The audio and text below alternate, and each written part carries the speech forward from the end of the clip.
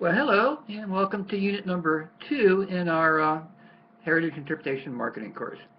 For unit 1, I asked you to do a critique of some of your brochures, and it's always surprising because you can always tell who designed the brochure that's being critiqued and who did not design the brochure that's being critiqued. The thing about brochures and marketing pieces is there's not good or bad, really. There's successful or not successful marketing pieces. Remember, the marketing means that you're trying to sell a product. You're trying to tell people that you have some programs or services or experiences that you're selling. Might be a nature walk, might be a tour of a historic house, whatever it might be. And you're trying to convince them to give you their time off and their money to come do it.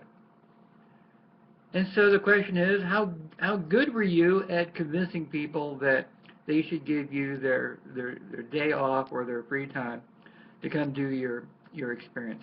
And then the other question is, who are you really trying to advertise for? For example, here's a brochure called History in the Making. And so the question is, well, what are they making? They're not making it. It's a secret to what they're making. And then you open up the brochure, and it's pretty boring. They're not making anything. It says history in the making, but they're not making anything.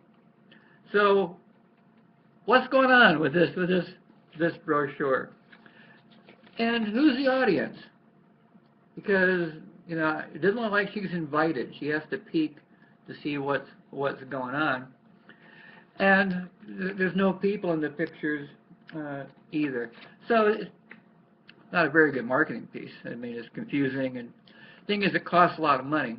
And one of the things we look at is for every marketing piece that goes out there, is it generating a visit? Is it generating a ticket? And in many cases, it's not. Sometimes it's hard to tell what it is you're actually selling. One of our current clients, they have a school program, but it's really hard to tell what the school program actually is. And then when you open it up, there's just tons and tons and tons of reading. So it's hard to tell what it is that they're actually doing. And plus, a piece like this doesn't fit into a person's shirt pocket, and it's too big to be mailed. It won't fit in a standard envelope. So how are people supposed to get this? Do they have to call up and request it, and it comes in a big brown envelope? Because that's cost for you. If you have to mail this thing, that's an extra cost. First you had to print it, now you got to mail it. One of the things we're working on is having all your brochures available online at your website as a PDF, so there's no more mailing this stuff. Plus, this is really heavy gauge paper, so these pieces are really quite expensive. You start getting the pieces like this, though, then people get curious as to what's going on with this, and then when you open it up, it looks pretty interesting. No, it's not a bad piece. One of the key things is to get people to pick up your brochure, and then to get them to open it and see what you're doing. So, for Unit 2, in Unit 1 you did a critique of some of your brochures, and I had a look at them. And I wasn't surprised because they're pretty typically boring in most cases. The photographs are not very engaging. There's some confusion as to what market groups you're actually trying to sell this thing to.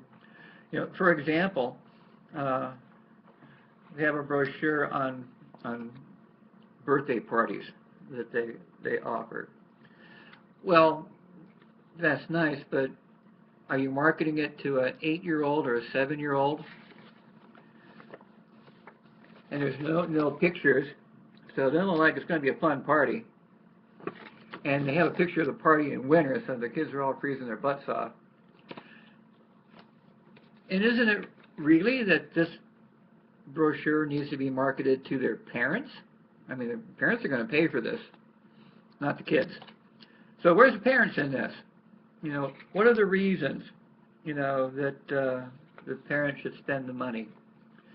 So it's kind of scattered and not focused. And a lot of marketing brochures aren't very focused. They try to cram everything in, and it doesn't work. People don't like to read them. They look for, like in a newspaper, they look for how much is it going to cost, and where are you, and how do I register, and what's your website? And that's the most important thing, is your website, because that's what they're going to really go for the details. The better your website, the less you need of these printed materials. So that's kind of the overview for Unit 2. For your assignment is to re-critique the brochures you sent me. And notice that some of the brochures, there are no African American people, Asians, nobody in wheelchairs, nobody that's handicapped. Don't they like you? So, you know, are you really just advertising to a very small minority of people, or are you trying to have a more holistic audience? A picture is worth 1,000 words on the cover of your brochures, but they can be the wrong 1,000 words.